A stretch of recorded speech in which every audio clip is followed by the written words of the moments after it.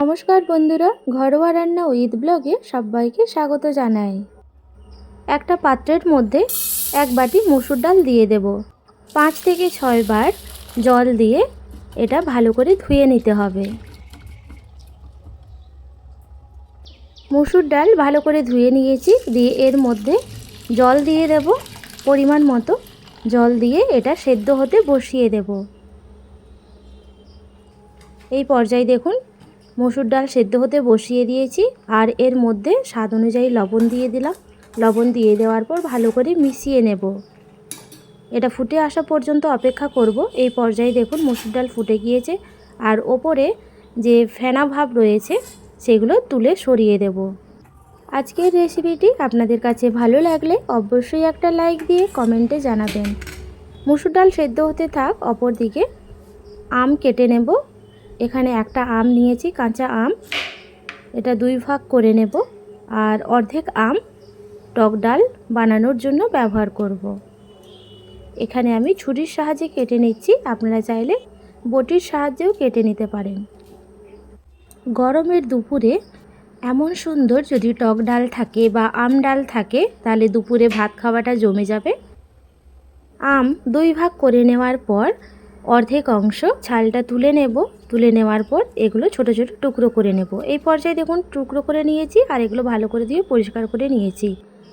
আর অপর দিকে দেখুন মসুর ডাল প্রায় সেদ্ধ হয়ে আসছে, ভালো করে নাড়াচাড়া করে নেব।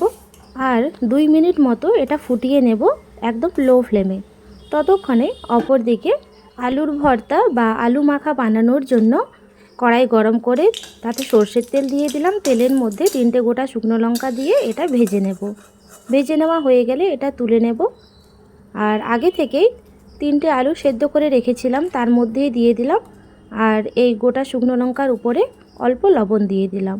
ওই তেলের মধ্যেই দিয়ে দিচ্ছি গোটা জিরা, আর তার সাথে একটা কুচনো পেঁয়াজ দিয়ে দিলাম। লাল করে ভাজা হয়ে গেলে এটা তুলে নেব। তুলে নেওয়ার পর আর অপর দিকে দেখুন লঙ্কা যে ভেজে রেখেছিলাম সেটা এইভাবে দলে নিচ্ছি। দলে নেওয়ার পর আলুর সাথে ভালো করে মাখিয়ে নেব। টক ডাল বা আম ডালের সাথে আলু মাখা বা আলুর ভর্তা থাকলে দুপুরে তৃপ্তি করে খাওয়া হয়ে যাবে।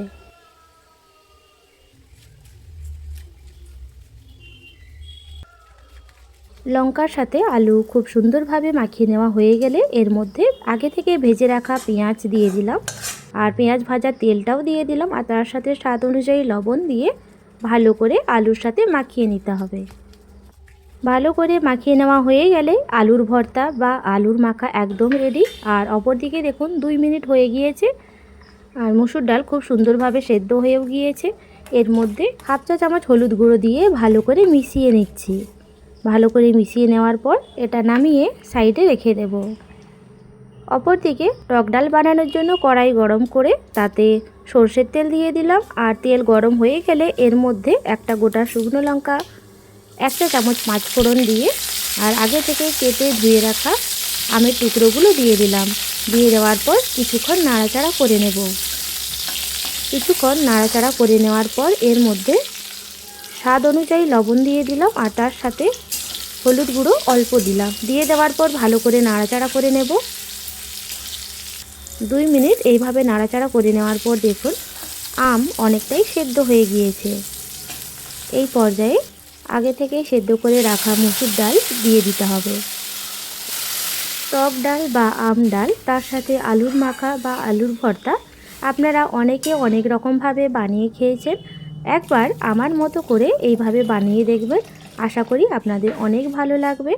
মসুর ডাল দিয়ে দেওয়ার পর এর মধ্যে অল্প জল দিলাম। জল দিয়ে কিছুক্ষণ ফুটিয়ে নেব। 2 থেকে 3 মিনিট ফুটিয়ে নেওয়ার পর আমের টুকরোগুলো খুন্তির সাহায্যে এইভাবে ভেঙে ভেঙে দিতে হবে। এতে করে আমের যে টক ভাব রয়েছে তা মসুর ডালের সঙ্গে ভালোভাবে মিশে যাবে। 2 থেকে 3 মিনিট ফুটিয়ে নেওয়ার পর গ্যাসের ফ্লেম অফ করে দেব। টক ডাল বা আম ডাল পরিবেশনের জন্য একদম রেডি। একটা পাত্রের মধ্যে নামিয়ে নেব। গরমের দুপুরে টক ডাল আর তার সাথে আলু মাখা বা আলুর ভর্তা, দুপুরে ভাত খাওয়াটা পুরো জমে যাবে। আজকের রেসিপিটি আপনাদের কাছে ভালো লাগলে অবশ্যই একটা লাইক দিয়ে কমেন্টে জানাবেন। আজ তাহলে এই পর্যন্ত, দেখা হবে নতুন আরেকটা রেসিপি নিয়ে। সবাই ভালো থাকবেন, সুস্থ থাকবেন।